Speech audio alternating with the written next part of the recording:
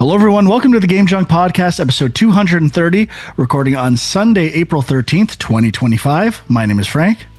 My name is Sean. And my name is Andrew. And I think it'll be an eventful show today, episode 230. Tooth hurty, time to go to the dentist. Huck and I were discussing this before the show.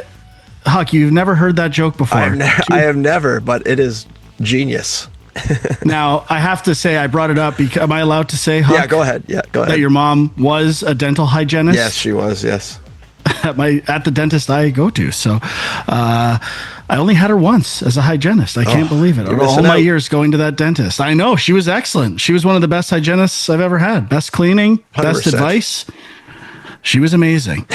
Anyway, we will be talking about Blueprints, the masterpiece that is making waves around the video game world.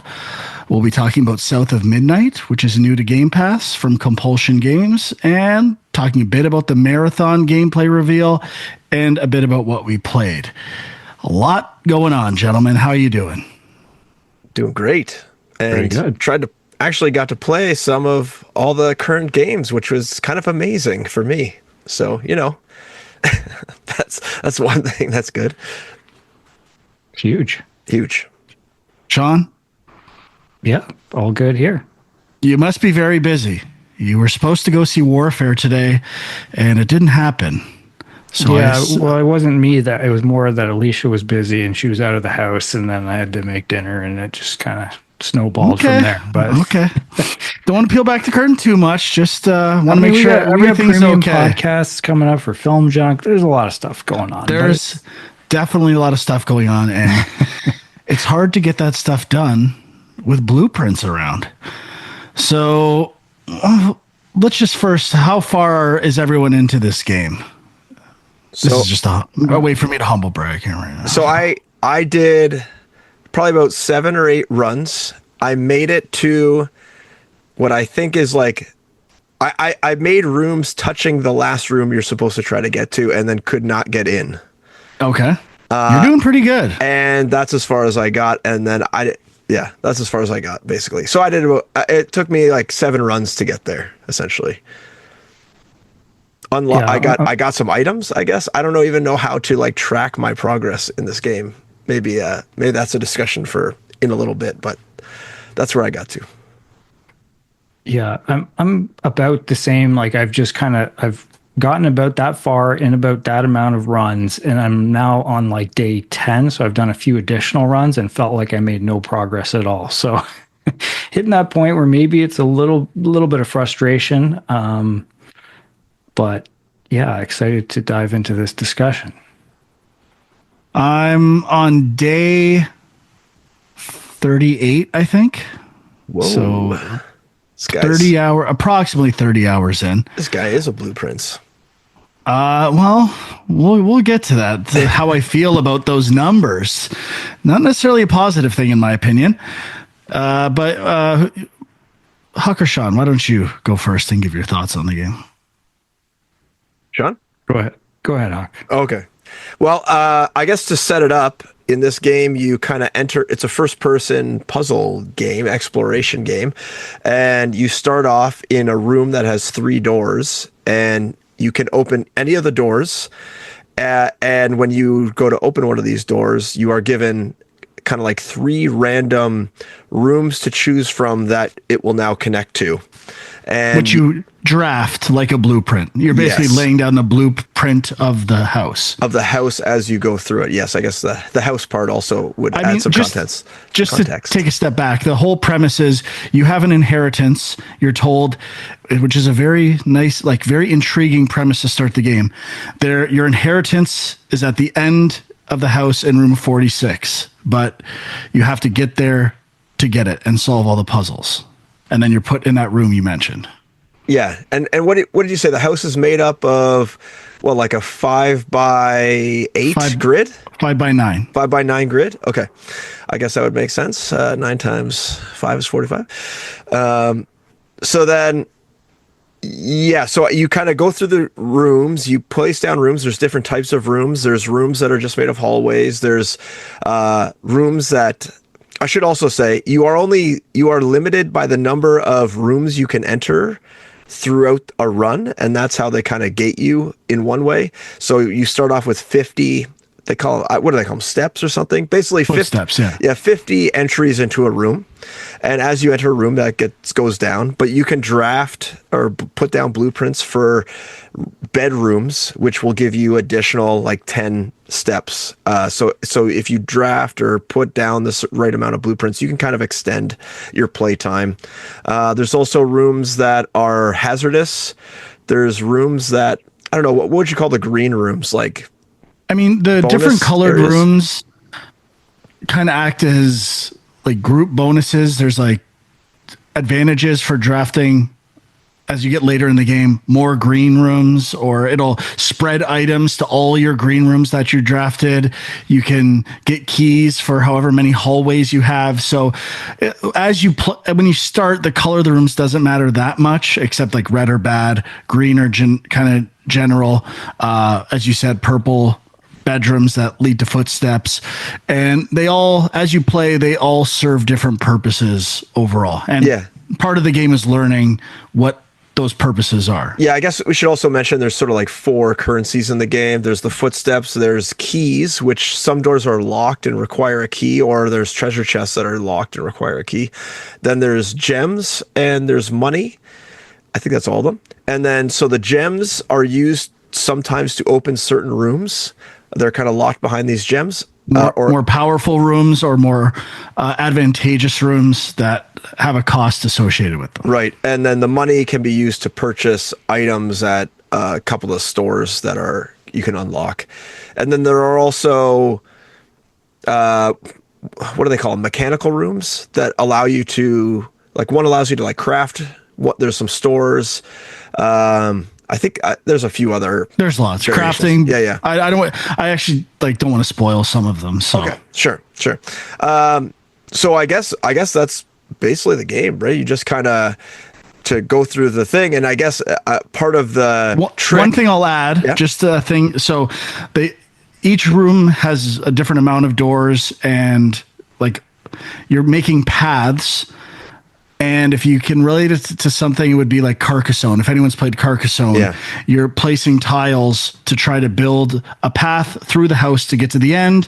Sometimes you get dead ends. You're trying to like allow for as many branches as possible and options to fill the grid to get bonuses. So your strategy is, do I want to open this door? And do I want to, what room is going to give me the most opportunities or give me an item I think I need right now? I think Labyrinth is also a board game. It's kind of similar too. Okay, yeah. And there's like a kid's version of Labyrinth too, right? I think I've played where, that's a good, Yeah, and we haven't said that it's a roguelike, so it's run-based. If you get stuck and you are all hitting dead ends or you run out of footsteps, that's the end of the day. You got to start it a day and go back to scratch. Now, the interesting thing about this game is that most roguelikes, meaning you carry over something from your previous run or power up as you play the game, it's usually a tangible thing like, increasing your HP, attack powers. In Hades, you have the mirror with all these buffs as you get better at the game. The main carryover in this game is information. Every roguelike, you carry over some information like how to beat a boss or something you learned. But this whole game is based on gathering and retaining information through subsequent runs so that you can solve the puzzle, which is a very interesting concept. And I don't think it's been done before to this level. And I think that's the main reason the game is getting so much praise. It has super creative ideas on how to retain information and decipher information within a run and as an overarching journey. Yeah, and there's also we should also mention there's a bunch of sort of like puzzles scattered amongst the rooms that then give you clues on to how to solve the puzzles in other rooms. And so by exploring as much as possible and sort of paying attention to what's happening in the rooms, it could lead you to solutions in other rooms. And there are puzzle rooms that have like little mini games almost inside of them that are kind of like self-contained that are pretty fun. I think I've only run across 2 of those so far though. But there's 2 repetitive games, the billiard room and the parlor with the boxes, which are logic and math puzzles, which are fun. Yeah, they are fun. But overall, I would, just as a quick high level, say that I'm at the point now where I think I know how to get into the last room, and I don't want to try to do it. I don't want to bother doing more runs to try to hopefully get the right combination of rooms to get there, is where I'm now settling at run, 8 or 9. Well, I don't want to discourage you, but one of my criticisms of the game is whenever you think you've succeeded, it's not. It just keeps going. When you get to that room, that is not the end. Okay. You have to rethink your whole strategy. Okay, well, maybe offline we'll discuss something that can maybe convince me to go back to it.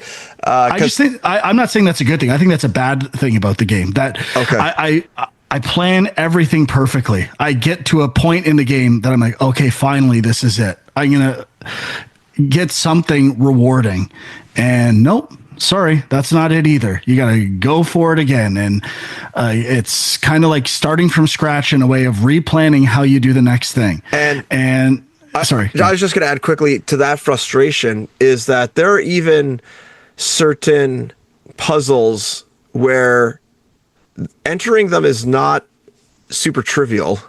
So every time you start a new game and then unlock that room, you have to do the whole thing again from scratch.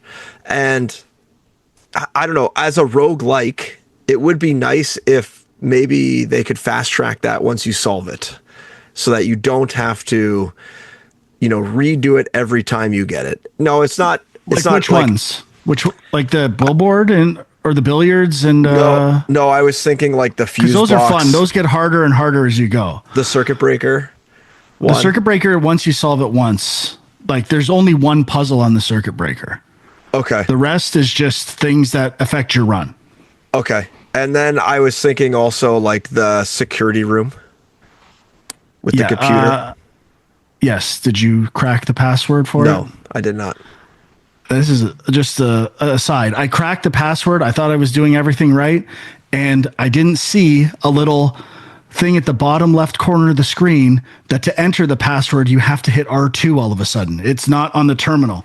So I hit space, space, and enter to enter the password. Cause I'm like, well, there's more spaces than letters in the password. And so I tried that a bunch of times. I tried it a bunch of ways, and it was so small. And like on my TV, I'm looking at the center of the screen. I didn't see there's a way to enter the password. So word of warning, there's a button to enter your password once you figure it out. Cause I figured it out on like my 4th run.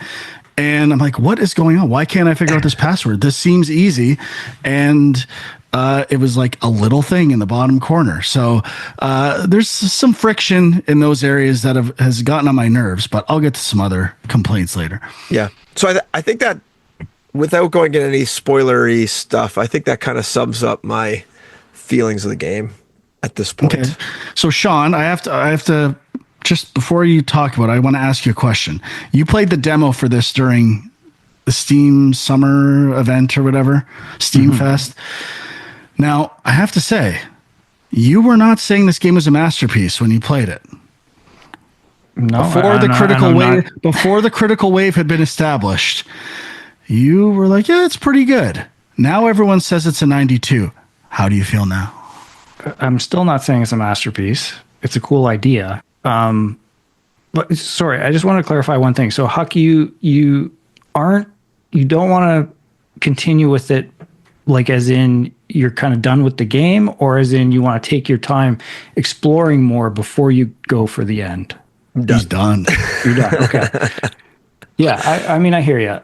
So yeah, when I tried the demo, it was like, I maybe played 10 or 15 minutes. I was just like, oh, okay. I see. This is a cool idea. There's a lot of potential here. That's about as far as it went. I was like, okay, interesting, right? But like now having played it a bit more, so yeah, I'm kind of at this point where I'm like, I felt like I was making good progress, and now I've done a few runs where they went nowhere, and I'm getting like, I guess, a couple new rooms here and there.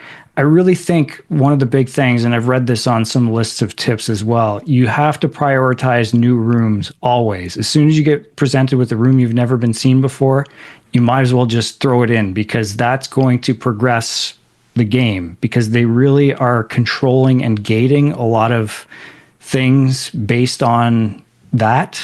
You'll find unique letters in rooms or items that once you find them, they're either permanent, or obviously the information you learn from them is permanent, and it kind of changes how easy future runs become. Yeah, and so I don't know.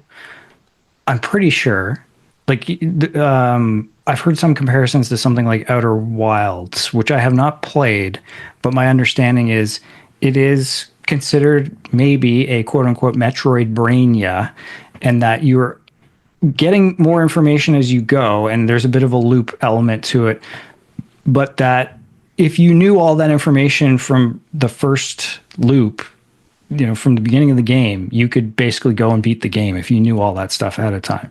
I don't think that's the case with Blueprints, because of how they dole out the new rooms and the progression. So they really are forcing you. I've heard about 15 hours is what it takes to beat the main.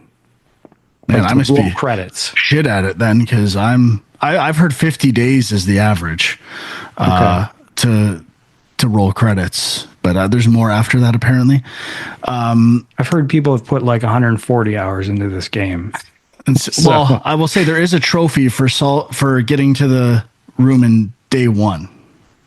So really? Okay. It's possible, I think, unless certain things carry over across playthroughs. I don't know yet. I haven't looked it up that much. I just saw the trophy. So I have a true, I don't think I've ever felt this way about a game before, a love and hate relationship with this game. When I'm having a great run, or there's lots of new things in a run, I love it. And I will say, the higher up you get in the days, the more fun the runs become, because you've learned enough. You can plan out things. No, I'm going to leave this here, and you have more steps. Eventually you can add to your steps and money you start with as like persistent upgrades throughout the game. And I kind of like all those systems, but this game might have been a masterpiece if it wasn't so clearly designed to take forever to play. I mean, you could tweak any of these numbers. You could increase the rates of finding things. You could have a way for the player to retain or keep information that's very important. It tells you to write stuff down all the time, which I know it's required. For the record, to play this game, you have to write things down. You cannot do certain puzzles later in the game without writing down information. So if that's a turnoff for you, be aware. But it doesn't help the player in a lot of ways. I'll give one example where I felt it actively punished me for paying attention to the game. But it does reward observation. It rewards exploration.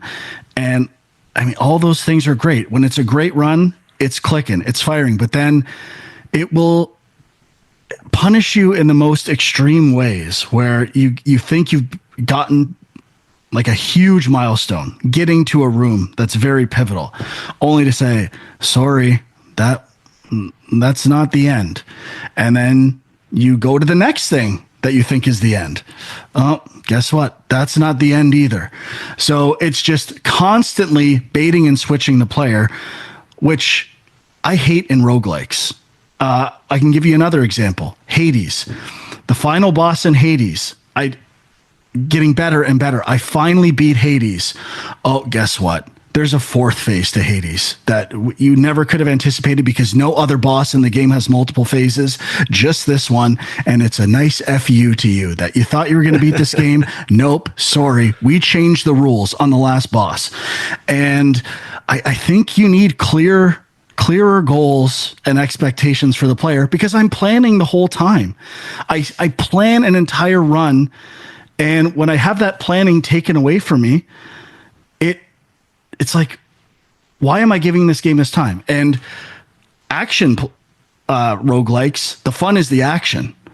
This game isn't necessarily all that much fun while you're playing it. The more you play, the strategy of placing tiles becomes more fun and less just random. You're like, oh, I got to plan out this run, which is great. That's why I'm liking it a lot more now. But I don't see why the developer couldn't have just gotten you to that point faster. It really feels like an exercise in making the game longer for the sake of being longer, which I am not a fan of at all. When you say planning out the run, are you more just choosing rooms that have more exits so that you have more options further down? Or are you also choosing the direction you spread out from that room? Direction, color, items. Okay. Whether I prioritize, I won't spoil things, but whether I prioritize footsteps, keys, gems, you can change a run to alter how you use those items completely. Okay. Which I think is great. My only criticism is it takes way too long to get there. And even when you do get there, it's still too punishing. And I think it should reward the player more. I'm going to give one specific example, which is mild spoiler. You eventually unlock a permanent room on the outside of the house. And this room has a timed safe. Okay? So you enter a date and a time, and the safe will open for 4 hours and only those 4 hours. So, like a real world date and time? A real world date and time in the game. In the game. So, okay. At some point, you need to realize day 15. Whatever is November 25th, I think. No, so it's around there. Okay. It becomes really important to know what day it is in the house, and there are ways to find that out in the house, or you can keep track of it yourself once you know one day and add what day you're on and stuff like that. So I'm a very good boy. I'm following the rules. I'm writing things down like the game told me to. I'm planning. I'm playing the way you told me to. I go to this room. I see the safe. It's the second time I've gotten to it. So now I know I have to enter a date and time on this safe. So I look, I do my math. I'm on December 6th. I'm going to set the safe to open at 8 a.m. tomorrow morning, December 7th. Enter it in like a good little boy who's been paying attention and writing things down. Continue with my run, knowing tomorrow, at least I'll get to open that safe. I might not get to the end this time, but I'm going to find out what's in that safe because I planned right. I wrote things down like you told me to. And then I do my whole run. I go the next day. And well, the biggest criticism that I think is across the board is too RNG focused, this game. So much of your run is RNG and not skill based, which I agree with. As you get later in the game, there are ways to affect those RNG qualities. Now, I go open the door, I get 3 possibilities. The thing I need is not there. So I'm like, okay, great. Now I'm going to have to wait who knows how many days to do this whole experiment again, and RNG plays on my side. So I say, you know what? I bet this game isn't seeded with runs. I'm just going to close it, reload it, and try to get that room now. And I did that, and it still didn't show up. And I said, I bet this game... It didn't tell you this. There's no way to know this. I bet I can't get this room now. It's probably impossible for me to get this room. I restarted this game at least 30 times to try to get this room. Did not get it. So yikes. There's obviously something programmed in it where you cannot get that same room twice in a row or any outdoor room twice in a row. That doesn't apply for any other room in the game. Why would I assume it about these rooms? So it completely punished me for doing what it told me to do. And I was furious at that point. I was like, if I was the game designer of this game, I would make sure that room spawned on the day you set the safe. That would be a nice way of rewarding the player for paying attention. Yeah. And I would be like, you know what? Let's throw the player a bone. I want this game to not take 50 hours. Maybe it'll take 30 hours. That would be nice for someone to only spend 30 hours on this game doing the same thing over and over again. So I'll throw them a bone and make sure the room spawns when they set the date. And that wasn't the case. So that stuff like that really sticks in my craw when I'm playing it. And that's when I hate the game.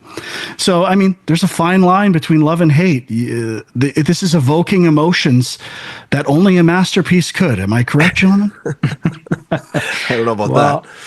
Yeah, I mean, so like just in terms of my, expanding a little more on my feelings. So I'm not a fan of roguelikes generally because I get that feeling of like I've done this before. Now I'm doing it over and over again. I'm playing the first level like 20 times. I'm getting bored of it. This one, while you're right, Frank, that it's not an action game, so it's not necessarily fun in that sense. But at least once you kind of know some of these things, you can rush through them quicker. So that I like. But then you get to some of the stuff you're talking about, which is that it really is random. And like I was getting into and enjoying sort of like planning the layout of the house, trying to pick certain types of rooms early on so that you're leaving other ones for later. Like all that stuff's cool, but ultimately like there's things you can't plan for because there's new rooms that get introduced. There's stuff that's popping up that is random. So like, and I know that's part of roguelike. I could see maybe that's part of the appeal for people. But in most roguelikes, you can counteract some of that RNG with your skill if you're good and you play that. Now, obviously, there's some skill to this game. I'm not saying it's a completely random game without skill. It's strategic skill and planning, but you're still at the behest of RNG to a much higher degree than other games. And I don't even hate that about the game. I just wish the game got you to a point where RNG matters less faster. I feel like this game could have accelerated the rate of gathering information to a very high degree, at least for the first 15 days. So you're at least making progress more often. I feel like I'm lucky if I get one good piece of information per run, maybe two. And I think, you could have designed this game to give you 3 or 4 pieces of information earlier to just, I think it needs to reward the player more. I think it's a very good game. I'm not going to give a definitive thought on it yet, but I don't think it's a masterpiece. There are too many design flaws, in my opinion, to give it that. And I'm actually surprised. I have to say this. I've kind of had a bit of a transformation. When I started the game, the thing when you're playing a roguelite that everyone talks about is that one more run feeling. Oh, I got to go again. I was so close. Or, oh, that was awesome. I'm going to do it the next time. One more run.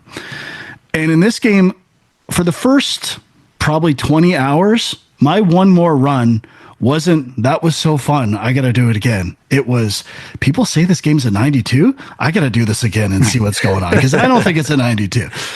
And I will say about day 30, it shifted to, okay, I kind of want to do one more run. I'm getting it now, and it's a lot more fun, and I have a lot more agency to plan my day. So I just think if it would have gotten to that place faster, it would have been a lot better. And I hate to say it, I think a lot of these games are so conscious of value and time. I think it's a factor for why they do stuff like this.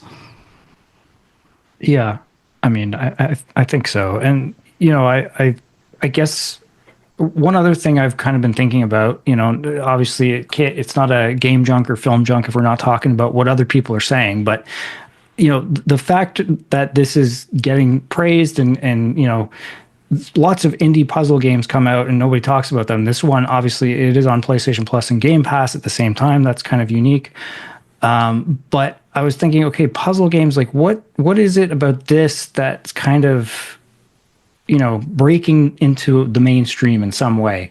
And I feel like part of it, and I read some other people saying this, the puzzles are kind of optional to, like, at least the ones kind of within rooms and stuff like that, because a lot of them are just sort of to get you more gems or more keys or whatever. If you can't figure that out on this specific run, just leave it and move on, which I think is kind of true, but I also feel like I find the opposite. I find every currency is so vital. I often run out of keys. I run out of gems. So I'm like, I got to get everything I can. It's not. Yeah, it's definitely a benefit. But I guess some people are selling it as, hey, if you don't love puzzle games because you get stuck and you just give up.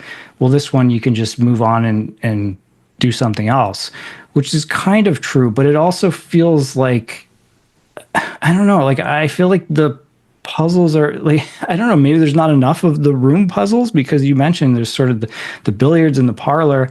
Maybe there's more to come, but like I just, that on a run, I'm not as engaged in. I find I'm just like throwing down rooms, trying to see if I can get close. Oh, okay, I guess I'm not. It's not going to happen this run. Call it a day. And like that's not just where I am in the game right now. My tip for you: you should be going outwards first, east and west. Yeah, no, instead of directly up. But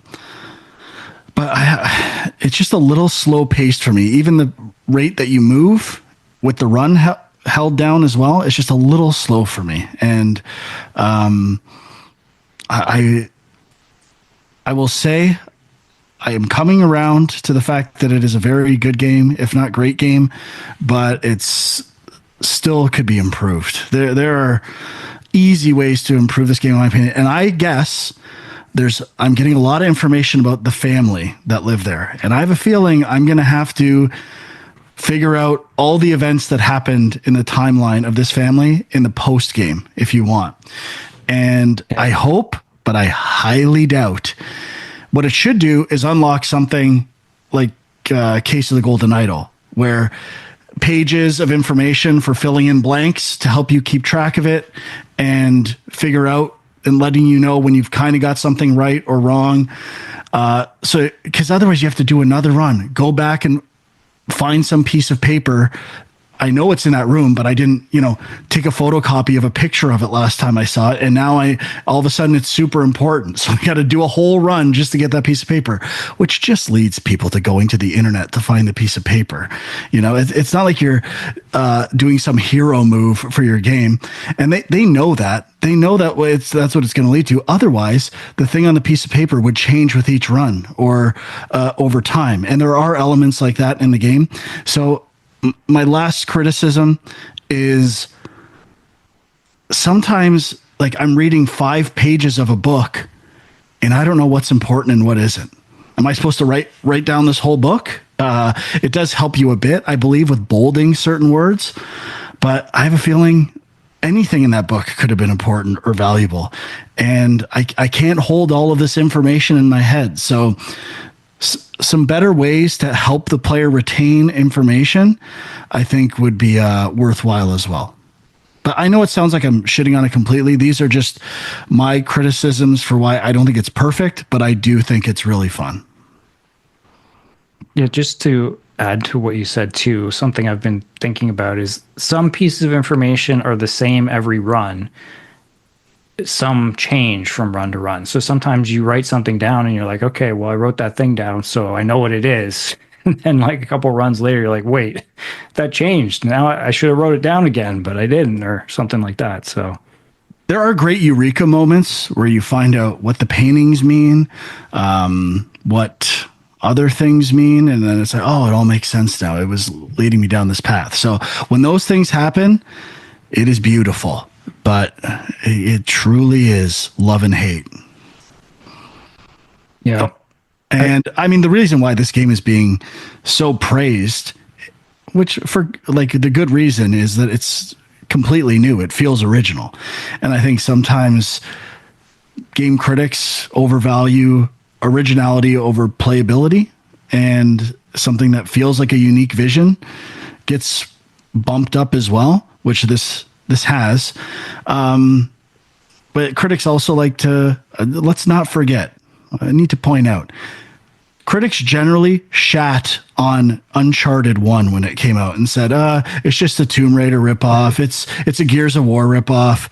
There's nothing going on. It's good. Don't get me wrong. It's good, but it's nothing exceptional. And then we saw where that led. So, critics can get mesmerized by the new or the experimental, and I don't agree with it. It's not what I think necessarily makes a great game. It can help, for sure. Yeah, it's a fair point. I mean, I generally do like new original stuff too, but I mean, this one, yeah. I feel like I'm waiting for the next moment where it's going to click and I'm going to get to the next phase of the game. So we'll see. But And then it will take a shit on your head. And then you'll be waiting for the next, it clicks. And then it'll shit on you again. yeah. But I know what I'm going to do. As soon as we finish this podcast, I'm going to do another run of Blueprints. This is last thing I'll say. At this point, if I don't keep playing it every day, I'm going to lose all this information. It feels like a game I have to play continuously until I beat it, or it'll be like starting from scratch in a lot of ways when I go to do it again. Like, what did that book say I read 20 days ago? I didn't write that down. Oh, my fault. I forgot to write every word down when I play this game. Yeah, how would a casual person approach this game? I think it would be impossible. I think you would not be able to beat it. I think you would struggle. Or you just like Google everything or whatever. Yeah, watch YouTube walkthrough. A couple times I've Googled things just because I get this room. I never get it in the correct circumstances. Now I have it and I'm like, okay, I got to Google not necessarily the answer, but am I at a point where this is doable? So I don't I'll stick in the room, but sometimes you don't know whether to keep pursuing something because it might not even be possible at that point. So I just want to know if this is doable. And I think if the game helped you point you in that direction, it would go a great distance. Like you can do this right now, this you can't. And at least maybe have an item or something that helps with that stuff, because it's so frustrating to spend 20 minutes a room to find out, oh, you know what, I couldn't even do it. I didn't even realize it at the time. I'm just wasting my fucking time. Yeah, I think that's what turned me off. I got the boiler room, if you're familiar with that room, and then there was like a laboratory or something, and there was something with those two rooms that I could not complete. I was like, there's no way I can do this now. And then I was like, what the hell? So now I have to try to get this combo again in the exact perfect fashion to make this feasible for the future. Like, this is not going to happen. So luckily, I mean, one thing I like about it is certain, how do I say this? I'll rephrase. So certain things in the house stay the same, and it makes sense which things stay the same. Like, changing a room permanently, it's always changed because this is like just redrawing the same rooms over and over again, which I kind of like stuff like that. And the most complicated puzzles, thankfully, you don't have to solve more than once for the most part. It's like once you do it once, it's permanently done. And there's one major puzzle in the early stages of the game, first half of the game, that once you figure it out, that information does not change in like a good way. That it's just like filling in some holes. So I think it's very unique. It's a game that I don't want to spoil because when you figure things out, it's very rewarding. It's just this back and forth of reward and punishment that it makes you want to stop playing, but you can't stop playing. Otherwise, you'll lose all this information that you gathered, which is the only commodity in the game, really, information. Okay, I think we've said enough about Blueprints. Anything you guys want to add? Good. If you had to give it a score out of 5 stars right now, what would you give it? Ooh. I mean, I don't know, 3? 3, ooh. Maybe? I don't know. There's not many mechanics in the game, at least careful. I don't know of that many mechanics in the game. Sean? I'm at like a 3.5 right now. I have faith that it would go up once I, get to that next stage, but yeah.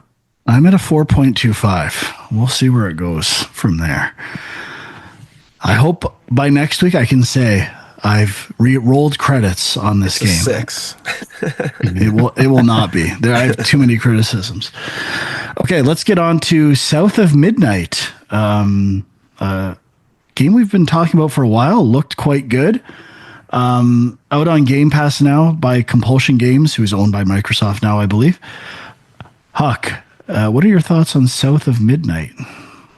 Yeah, so I mean, I know the founder of Compulsion Games. I've worked with them before, so Full disclosure. full disclosure there. I sent him a message being like, "Congrats on the launch and everything," but I put in probably the least amount of time of all of us. I think I put in maybe half an hour, 45 minutes, and the first half an hour, 45 minutes is very story heavy.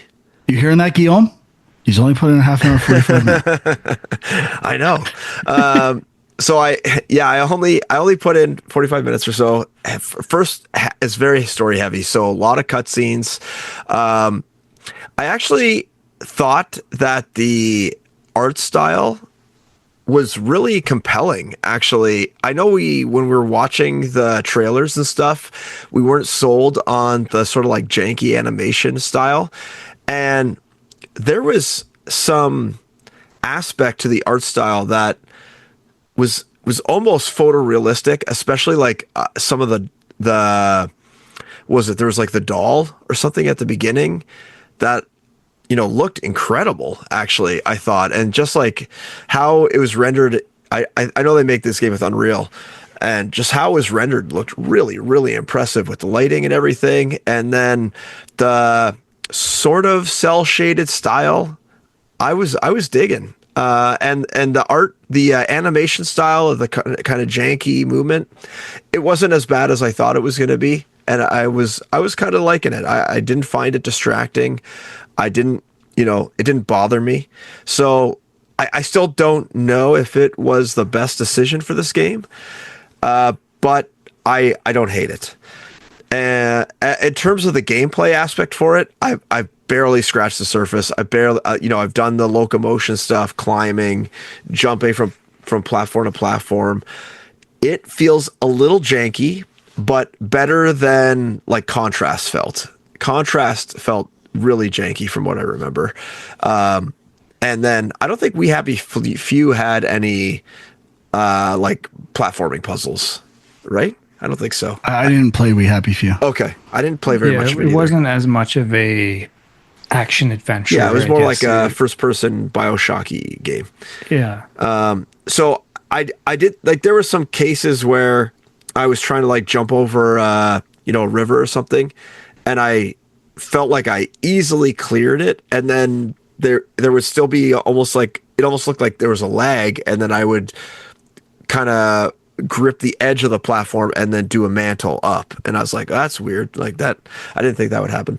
So there was a few little like weird oddities I ran across, but I haven't gotten into like any combat at all yet. So my take is very shallow right now, and I barely scratched the surface. So I don't even know if I should put any comments out there, but I thought the art style was really neat. And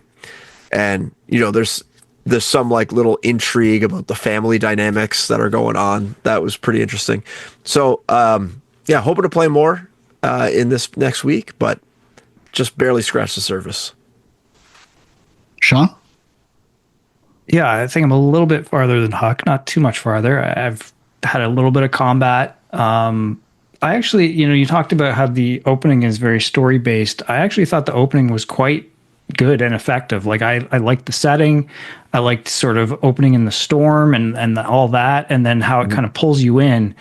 Compared to something like, I was thinking of like Assassin's Creed, which, I'm enjoying, but it didn't have that call to action right off the bat where I was like, I got to keep playing. What happens next? And I guess part of that is it's open world, but this pulled me in. So that was good. And yeah, I'm liking the vibe of it. I like the art style. I don't know, like, I feel like it hasn't hit the actual stop motion stuff yet. So I don't know if that, okay, does that come later, Frank? No, I think I noticed this in the last Xbox showcase or whatever. While you play, your character definitely doesn't exhibit that. In cutscenes, it happens. And I think occasionally background elements while you're playing will like animate in that style. That's my biggest thing. I just wish there was a way to turn it off. I think it's a detriment to the game. I don't think it adds anything. I just want to see this game run smooth because it looks so good. And every time I see that intentional stop motion stutter, it doesn't look authentic. It feels desperate.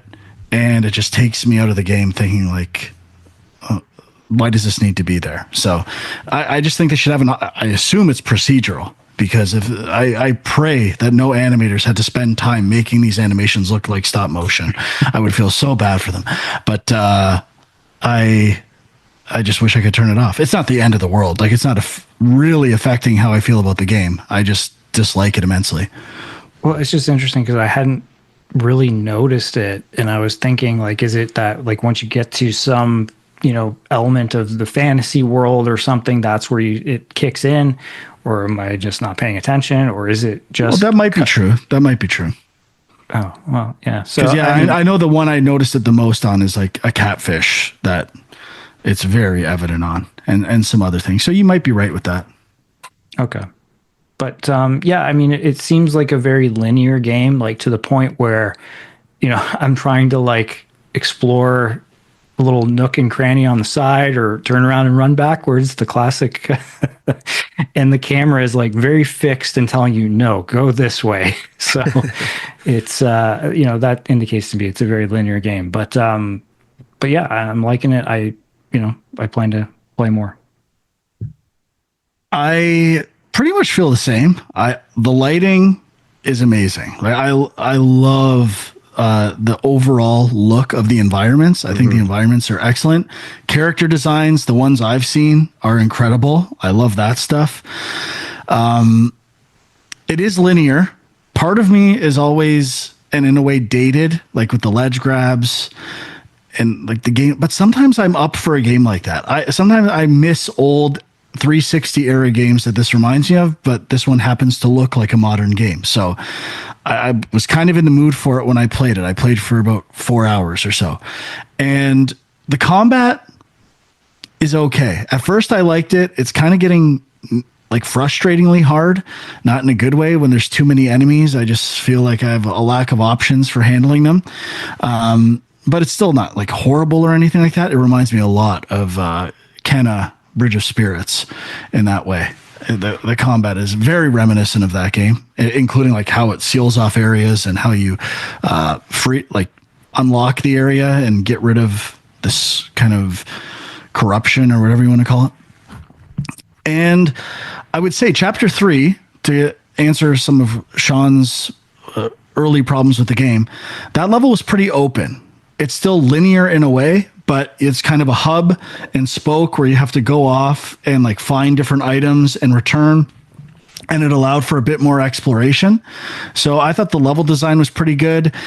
And I thought the way the level design integrated with story and how it all ended up and told like kind of a complete story in that chapter, like that's not part of the protagonist story. I thought that was really good. I thought it was very well done. So I think story and vibe are its strengths, and I don't have a problem with that. The gameplay's pretty good, and I kind of want to stick with it. I wanted to play more, but I got stuck in Blueprints, and it's pretty fun. It's definitely better than I thought it was going to be. I was pretty worried about it. Aside from the visuals always looked good, but it's a fun game. Yeah. We'll see if it stays that way. Often with games like this, the first third can be quite good, and the further you get, the worse it gets. It's gotten less attention too, right? For like polish, and obviously developers focus on the beginning of games rather than the ends of them. And we'll see how it plays out. But I'm in the mood for a nice 10, 12 hour linear story game, and that looks great. So, and I agree. The story, it's simply told. It's not, I don't feel like I'm stuck in countless cutscenes, or endless cutscenes, I should say. And I'm kind of not as good, but hearkening back a bit to Amy Hennig's, Uncharted 1 and 2 storytelling, which is my preferred storytelling video games. The best ever to do it. And everyone said it was just an average game. Guess you were wrong. Okay, any other thoughts on South of Midnight? Nope, not right now. Nope. Okay. Let's touch on the marathon gameplay reveal, which was like an hour and 10-minute, I did not watch it all, event, a television event, a panel of Bungie developers and a host talking about the game, showing off different gameplay footage and what the game's about. It's an extraction shooter, I think, coming to multiple platforms. I assume Xbox. I'm not 100% sure on that, but it said wish list on all platforms. I'm kind of curious if it's going to come to the Switch too, because they clearly made a choice of art style over technical prowess, in my opinion. And I don't think it's bad. I like the art style, but this thing might be able to run on Switch too. It says PS5, Windows, PC, and the Xbox Series X. No mention Switch 2 yet, but obviously... I think it could run on like good Apple devices with their newer chips potentially. I mean, Fortnite runs on phones, so like you can always shrink it down enough for sure to run on something. But I feel like they're designing it for that purpose, right? I expected this to be like another PlayStation killer app since they own Bungie now, right? And it would only... This is going to be a PlayStation exclusive. In my head, I thought it was going to be a single player game, and I was really excited and a bit let down to find out it's not that I think it's going to be bad necessarily, but another extraction shooter. Now, an extraction shooter was my game of the year last year, so it's got potential. But what did you guys think of what you saw? You know what? During this whole thing, I felt a little lost. Because I also had framed it like it was some single player game. And also I'd never played the original Marathon. And I always thought it would be, I don't know, for some reason I thought the original Marathon was some sort of like shooter where you're trapped on a ship or something, which I could be completely off in that. Has anyone here played Marathon or have any reverence for the original Marathon? I haven't played it, but I believe it is a shooter, like a story-based first-person shooter. Like it's not a multiplayer. I think it debuted on Mac, right? I think so. Yeah, I was going to say that might be maybe a reason why they should bring the new one to Mac. Or it was eventually released on Xbox Live Arcade, I believe, and I think there's some like 2 versions based on the presentation that exist on Steam. Yeah, I think the trilogy, there was a trilogy. I think they're all free now on Steam. There's like a classic version that was re-released recently. Okay. So, I mean, part of my lens was thinking, okay, it's like a first-person single-player story shooter type thing. So when they were like showing a whole bunch of stuff and talking about it, like from a pure multiplayer aspect, I was a little confused. But I mean, I was kind of rolling with it. The art style is definitely unique because the characters are all like future robot type characters, I would describe them as, but then they have this like coloration scheme in the game where it's all like very flat. I shouldn't say all. There are sections of flat color all over the place. So you'll have just like a flat yellow or a flat magenta color in different sections or on different walls. And like there's no gradient, there's no real texture to it. It's kind of bizarre contrast for my brain to process. And I don't think there's necessarily a bad thing about it, but it's not, I don't know, not something I'm used to seeing, I guess, is how I would describe it.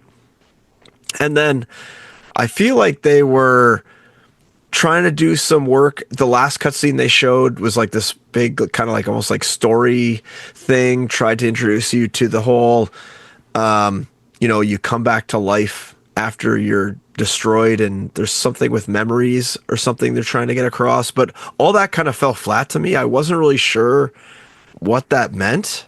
I don't know if it's meant to be a tease or it ties into the original Marathon, but all that stuff just went right over my head in terms of like, why are they saying this? I mean, every video game you've ever played, you could spin up like, okay, you get reborn every time you die because you're going to die in video games. That's just how they're created. So I don't know. There's like a lot of talk of loot, resources, all that stuff, all the stuff you would expect from an extraction shooter. Yeah, I guess that's sort of my initial thoughts on it. When you're talking about the reborn stuff, was that at the very end of Yeah. the stream? Because okay, I didn't watch it. Like I think I stopped watching after they had the streamers play for a Okay. bit. Yeah. This was at the very end, the last 10 minutes. So I missed that. They kept saying, stick around to the end. We have something you're not going to want to miss. And I also didn't stay around to the end. It was like all CG. I don't think any of it was in game. So it was. I don't know how representative it is. Yeah, I guess that sounds kind of intriguing because that was my whole thing. I knew it was going to be multiplayer, but I was kind of like, okay, what's the hook? What's going to be unique about this?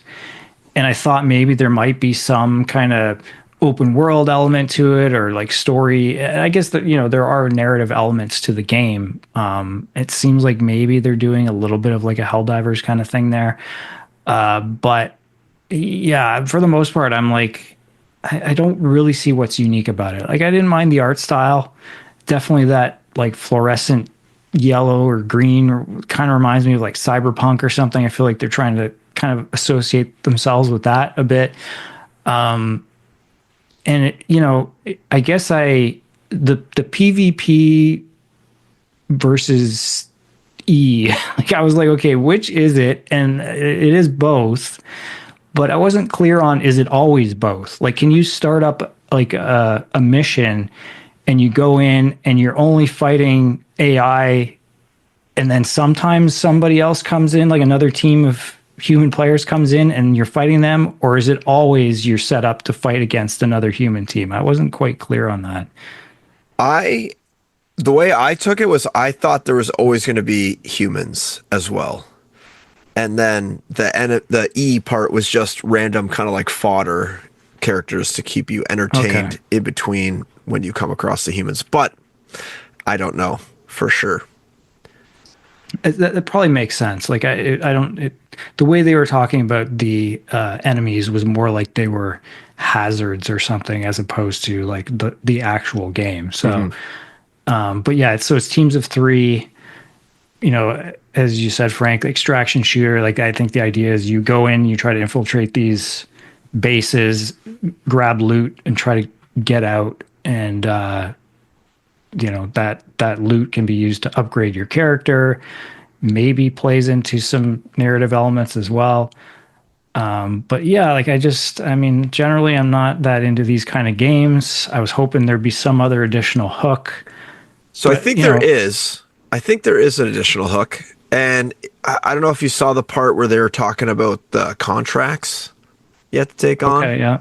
So from what I thought I gathered is, you kind of start off with like, an AI, what driven guy giving you contracts, but then they sort of talked about the whole like factions thing.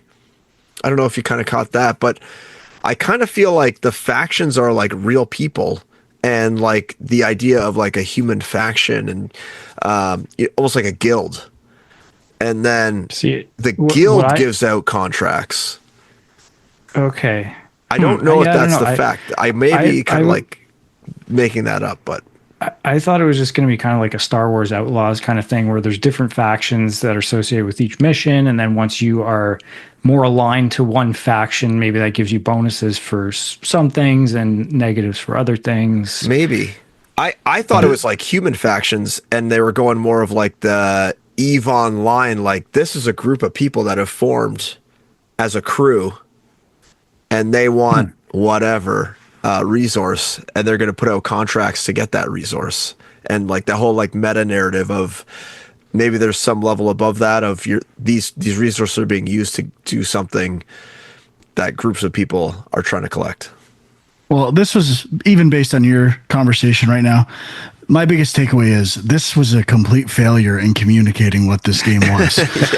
Even from the start, the first video they should have, the thing they should have started with was the second video they showed, which showed some gameplay, and it said, Marathon is an extraction shooter where you play as a runner and do this stuff. Set the tone, like the high level, what this game is. This presentation started with developers talking about runners and all that. We have no context for any of this. I designed the runners. I'm like, what the fuck's a runner? Why do I care? Now, they're playing to an audience that's played the game, that knows what it is. But I mean, the main audience is potentially millions of people trying to figure out what this game is. So I thought their organization and production of this television or streaming event was terrible. I mean, the way the developers are talking so matter-of-factly about stuff they know that the audience at home has no knowledge of, it just made me lost and confused, and I didn't understand the systems of the game. I thought it was very poorly done as a presentation. In terms of the game, I think it looks okay. I clearly like extraction shooters when they're done well, and I would love to see Bungie's take on it. I haven't played a Bungie game in a while. They have great, weighty first-person shooter mechanics that I've loved in the past. So if they can apply that to a fun extraction shooter, my biggest concern from the footage I saw, what I love about Helldivers 2 is its simplicity. The simplification of economies, gear, everything is so understandable and manageable. When you go to a menu in this game, it's a grid of like 100 squares and different items. Did you see this? And people are like shifting their gear real time in game with like a huge inventory screen. That was a huge turnoff for me. I'm like, first of all, I don't know how I'm going to play this without a mouse quickly. I hate when I'm going to add this to my pet peeve list. Interfaces designed for PC on console, like Cyberpunk. I fucking hate that more than anything. Well, all the Assassin's Creeds are like that now, aren't they? Not the new one. I think they learned their lesson. Oh, yeah. Really? Yeah. They were, I agree, but they've finally fixed that with Shadows. Maybe that's another reason why I like it more. But yeah, I'm looking forward to it in September. Did they announce prices anywhere for this game? No, I believe they did say it's not free to play. But my guess is it's going to be like a Helldivers 2 price point, somewhere in between, like a full price game. I think so too. Free. I mean, obviously, all I could think about watching this thing was Concord. Where did you go? Come back to me. Well, but that does bring up the point. Like, do you think this game has potential to catch on? Like, it's so hard to launch a game like this when people have their games that they love to play, and you got to now pry them away from their favorite game just to try it, let alone stick around and keep playing it. I think it's going to help that it's on Xbox a great deal. I think it's also going to help that it's made by Bungie. Yeah. It's true. Its install base is going to be bigger. Price is clearly going to be a big factor. So I think that will determine everything.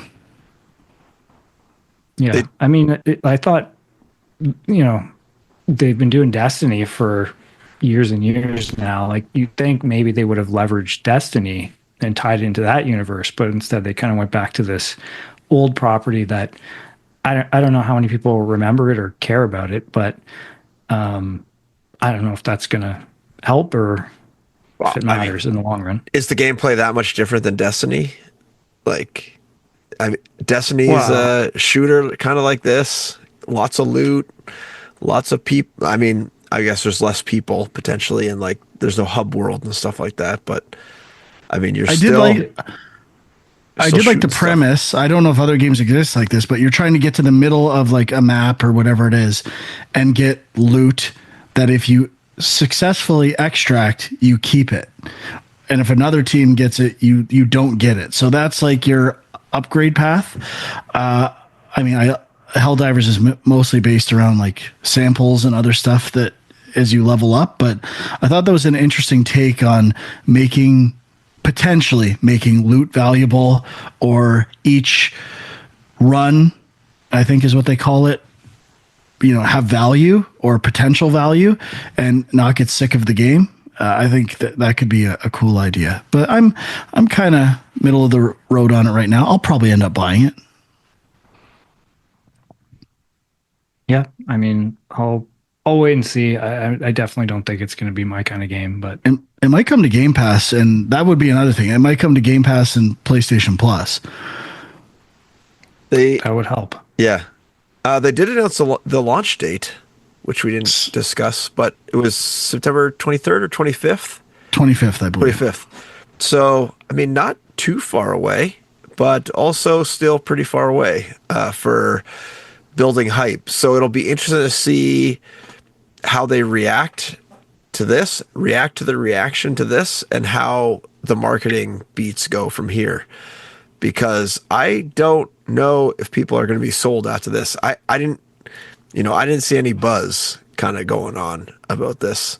Not that I was really online the last couple of days, but it didn't seem that like buzzy around YouTube or anything. I wasn't getting fed a whole bunch of marathon reaction videos from everybody. So, and the one marathon reaction video I did watch had a very low amount of views that I was not expecting. Well, so I just double checked. I think it is September 23rd, but weird thing, that's also the same day Borderlands 4 is supposed to come out. Really? Which, could be a bad thing for them. But I mean, it seems weird that you already know Borderlands has set that date. Why wouldn't you just move it a little farther? But okay. Yeah. All right, well, let's get into what we played. Anyone want to go first? Nope. Sure, you may go. Okay, so I played and finished a game called Portal Revolution. Now, I don't know if I had mentioned this. It came out last year, and I had played a bit of it and just kind of came back to it recently. But this is a fan-made free Portal 2 mod. And there's a bunch of these out there. It's like a world I haven't really explored, even though I'm a big Portal fan. Now that I've played this, I probably will check out some others because I thought it was great. Like it honestly, with the exception of maybe the voice acting, which isn't bad, but that's the thing. If I was looking for an indicator as to whether this was like an official Valve game, that would probably be the thing that tipped me off a little bit. But other than that, I thought, the puzzle designs were great. It visually looks amazing. And I was playing on Steam Deck, so I'm sure it looks even better on, a good PC. So it's just cool to see, the Portal world in, like a next gen version of it. And, the story, there's a bit of a story. It's not amazing, but it's got, elements of what the other Portal games have, where it's like you're doing some puzzles in rooms and then all of a sudden you're kind of moving through the labs in a way that's not tied to the puzzles, if you know what I mean, like bits of story in between that stuff. So I thought that worked pretty well. And yeah, if you like Portal, check it out. Cool. Huck? I played a bit of Atomfall. Sean, you talked about this a couple weeks ago, right? I did. Did I talk about it? I think I did. Yeah. So but I did play a bit of it. Yeah, I only played sort of like the opening area, and it's one of those games where they really don't tell you very much. And I don't know if I like these games anymore. I appreciate it. I thought it looked okay. The gameplay seemed fine, but it's kind of just you're exploring this self-contained little area and trying to figure out, what happened here. And just them saying like, okay, get out of there and then just like head west. Okay, well, like, why don't you give me like a little bit of a landmark? Anything, like, it's near the water tower or something. I don't know, anything. Head along the fence and then, take 300 steps and you're there, kind of thing. This whole just head due west, like no big deal, you'll find it. It's just a lady that's due west of you. Like, I don't know, that's not enough information for me to want to go. So yeah, I wasn't hooked in the first little bit I played, and I've heard that there's like a bunch of different endings you can get depending on how you play. And at this point in time, I don't think I'm that interested in playing this game any more than I did. Did you play it anymore, Sean? No, I haven't gone back to it. I mean, there's a lot of other stuff I really would go back to first. So I probably not, as we talked about, like it's definitely a survival type game, which is I'm not as crazy about, but there was stuff in the world that I liked. Like the world seemed like it would be fun to explore, but it just wasn't enough for me. Yeah, same. So I just not going to go back to it. Like you said, there's so much other stuff, and I'm now realizing like I'm not going to waste any time on, especially with Game Pass when you can dabble so easily. I'm not gonna like waste time just to like complete a game just because it's there. So I don't think I'll be going back to it, but nothing really that bad about it. Just not for me. Yeah, like I think if you like Stalker, you should check it out. But we had not the best experience with Stalker 2. No. I've just been kind of sticking with my dailies, Helldivers 2, Marvel Rivals, COD, but in between that and still going on Assassin's Creed Shadows. But one day when I was pretty much stuck in my bed, waiting for my back to heal, my sleep was so erratic. Sean already heard part of the story, but I slept part of the day and I woke up. I'm like, I'm just going to try Crypt Custodian. I don't know why. I don't know how it popped in my head. I just felt like playing a different type of game. So I fired up Crypt Custodian. It came out last year, developed by Kyle Thompson, and did Islets and Sheepo and maybe something else. And I just got completely hooked. I played this game for 12 hours straight, and basically until I beat it. And I laid in bed. I might have got up to piss once or twice. That's about it. I just literally, this is the first time in a long time I binged a game. 12-hour sesh. That's more. The only way it could get better is if you were pissed in a bottle because you couldn't leave. Diaper, man. I got to buy some diapers. But this was a double binge. I binged the game while I was binging Love on the Spectrum season 3 and Temptation Island on amazing. Netflix. So this was like one of the most productive. I dare someone to say they were more productive in 12 hours of laying in bed than I was that day. And it was beautiful. Just a beautiful day. I loved Crypt Custodian. This developer's games are just so playable. They are fun. They move at a reasonable pace. I don't remember playing that many top-down. This is like a kind of a top-down perspective camera Metroidvania, which I can't remember any other games like that. I don't know if you guys can, but I thought it was about that one with the bird. The bird? Yeah, the bird is black, and it's kind of like Tunic. Death's Door? Death's Door. Yeah. Yeah, I don't really consider that a Metroid-like. Did I say Metroidvania before? Unknowingly? You might have. I don't know. We're gonna have to settle this. I might have to just. I might have to just embrace it. I'm like fighting too hard against this term. There was. What was I thinking of? There was one that. Unsighted. Did you guys ever play that? No. I feel like that has been described as a Metroidvania. I played it a little bit, but it had this annoying mechanic where you only have so long before you die or something. I can't remember exactly now. Yeah, I remember this game. Interesting. Anyway, I thought it was fun. The bosses were great. I did boss rush mode after platinumed it. I'm really looking forward to see what this developer does in the future. So I think it might still be available using your PlayStation reward coins on the PlayStation app. So if you're curious, you can use your coins to buy it. Always nice when you can buy games with those coins directly at a kind of a discount. Excuse me. So really enjoyed Crypt Custodian. I don't know if it would have made my top 10 list last year. It would have been close, possibly towards the bottom of the list. Very cool. Yeah, I enjoyed what I played. Would like to go back to it.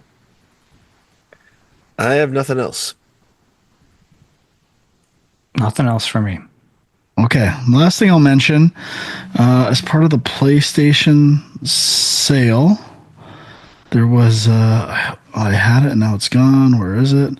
Oh, Tim Rogers talked about this game a long time ago, and it's the Ninja Saviors Return of the Warriors.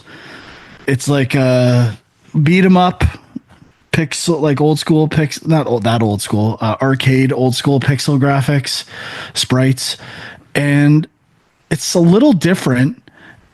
I was really enjoying it. It's not like too hard compared to a lot of those old arcade games. They're definitive strategies, and the interesting thing to me about it is it plays much closer to like a 2D fighter, in that you kind of have different moves and you can block, and it's a lot more close quarters. The way you can do crouching blocks, and you're kind of learning these mechanics as you go. And it was an interesting take. It didn't play like every other beat 'em up that we're seeing nowadays. It was a little different, and I love the graphics in it. I think it's just the original graphics, but it looks great. And I didn't beat it, but I was having a lot of fun with it. Cool. Never heard of it. And I've been trying, although I failed the last couple of days with Blueprints, trying to do a main mission of Doom 2016 and Doom Eternal leading up to... you know what? I actually dabbled in Doom as well this past week. I didn't want to mention it because I only played like a little bit, but... I did a mission. I even did some multiplayer trying to get those trophies with that like dwindling multiplayer community. And I like it. I'm not doing any collectible lists. I'm just playing through the game and trying to enjoy it for what it is. And I'm going to try to get through Doom and Doom Eternal before, what's the new one called? Dark Ages? Doom the Dark Ages. Yes. Yeah, I guess since you brought it up, I started I didn't replay it. I just continued my save, which was probably like 20 minutes in. But I did it instead of like hunting around like for stuff, like it was a first person shooter with stuff laying around. I just took it like I think you're supposed to play it, and just absolutely bum rushed every single player, every single enemy, and just full speed ahead the whole time, which, you know, I like playing that way anyway. So it kind of was perfect for me, and it was great. That's what I'm trying to do too. Just, yeah, I agree. I think that's the way it's intended to be played. Yeah, just go. So yeah, just having fun, and it's still pretty fun. I like it. I hope I can get through both. I'm curious because I know Doom Eternal is pretty divisive. Some people like it more, some people hate it. So I kind of want to be able to weigh in on that. Okay, I think that's it. Anyone else need to add anything? Nope. Okay. No, sir. Just a reminder, you can watch us on youtube.com/GameJunk. And I'd say it's one of the more optimal ways to leave comments about the show. And you can also do that on the Discord. The links for the Discord are on YouTube as well. So we'll see what's up for next week. Indiana Jones comes out on PlayStation. Anything else come out? I think some indie stuff. I don't think there's any big releases. Okay, maybe we'll have some news to talk about. Who knows? Either way, thank you for listening or watching. We'll see you next time. Bye-bye.